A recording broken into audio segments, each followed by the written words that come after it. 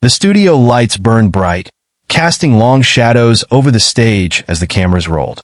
A hush settled over the audience, anticipation crackling in the air. Millions of viewers had tuned in, expecting another fiery debate between Karoline Leavitt and Paul Danning. Their clashes had become legendary, a battle of wits and ideology that left no stone unturned. But tonight felt different. Something unspoken loomed beneath the surface. Karoline sat upright in her chair, composed as ever, her sharp gaze locked on her opponent. Paul Danning, a veteran TV host with decades of experience, leaned back in his chair, his usual smug confidence flickering with an edge of something else, frustration, perhaps even desperation. The topic, as always, was politically charged, America's growing cultural divide. Karoline spoke first, her voice even and precise. The real issue isn't disagreement. It's that one side wants to silence the other. We see it in the media, in academia, even in workplaces. Dissenting voices are labeled as dangerous or extreme, while real extremism gets a pass if it comes from the correct ideology. Danning scoffed. "Oh, please, Karoline. That's just conservative victimhood talking. No one is silencing anyone. People are just sick of racism, sexism, and bigotry being passed off as opinions." Karoline didn't flinch. "No, Paul. People are sick of being told they can't think for themselves. They're tired of journalists, like you, deciding what's acceptable to believe. The media has become an arm of ideological control, and you know it. Hold on. Before we continue, make sure to subscribe, like, and turn on notifications so you never miss the real stories that matter. Now let's dive back in." Danning's jaw tightened. He was losing control of the conversation, and the audience could feel it. The tension thickened as he leaned forward, his voice rising. "That's ridiculous," he snapped. "You sit here collecting a paycheck from conservative billionaires, peddling fear and nonsense. People like you don't care about truth. You care about power." Karoline smirked slightly. "Is that so, Paul? And people like you, who conveniently ignore stories that don't fit their agenda, are the real truth tellers." Danning's face darkened. The moment stretched, the weight of the debate pressing in. And then it happened. His voice dropped to a near growl as he leaned even closer. "People like you are the reason this country is broken. If you had your way, half of America wouldn't even have rights." The words landed like a bomb, detonating in the silence that followed. For a split second, the entire studio froze. Karoline's expression remained unreadable. The crew exchanged anxious glances. The audience, unsure if they had truly heard what they thought they had, shifted in their seats. But then reality set in. The internet erupted first.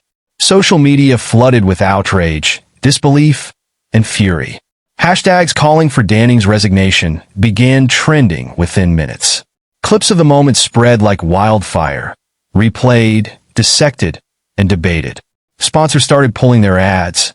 Producers whispered frantically behind the cameras, their faces pale. Danning, sensing the shift, forced a laugh. "Oh, come on. You know what I meant. This is just conservatives twisting words like they always do." But it was too late. The damage was done. Karoline leaned back, her lips curling into the faintest smile. She didn't argue, didn't demand an apology. She simply let the moment speak for itself. And in doing so, she won. The fallout was swift and merciless. Within hours, networks were bombarded with demands for action. A lukewarm statement about journalistic integrity and free speech did little to quell the firestorm. The pressure mounted, and within days, the network had no choice. Paul Danning was fired. The media world reeled. Was this justice or an overreaction? A necessary reckoning or another victim of cancel culture? No matter the perspective, one truth remained. Words of consequences. For Karoline Leavitt, the lesson was clear. In an era where every sentence is scrutinized, where the court of public opinion holds immense power, there was no room for recklessness. For Paul Danning, the lesson was even harsher. Decades of credibility could be erased in a single moment of unchecked arrogance. And for the media as a whole, a stark realization set in. The days of unchecked rhetoric, where certain figures could say whatever they pleased without consequence, were over. Karoline Leavitt didn't win the debate that night because of what she said. She won because she knew when to say nothing at all. And in the end, it wasn't just a TV host who lost his job. It was a turning point in how the media would handle controversy moving forward. And there you have it, one moment, one sentence, and everything changed. But this isn't just a story about a debate gone wrong. It's a reminder that words have power, that the media landscape is shifting, and that accountability is stronger than ever. What do you think? Was this justice or an overreaction? Should public figures be held to higher standards, or are we witnessing the rise of cancel culture? I want to hear your thoughts. Drop a comment below and let's discuss.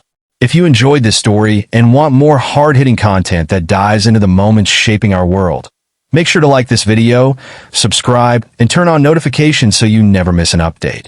And if you think this is a conversation more people need to have, share this video with your friends and let's keep the discussion going. Your support helps bring these stories to life, and trust me, there's a lot more coming. Stay tuned, stay informed, and I'll see you in the next one.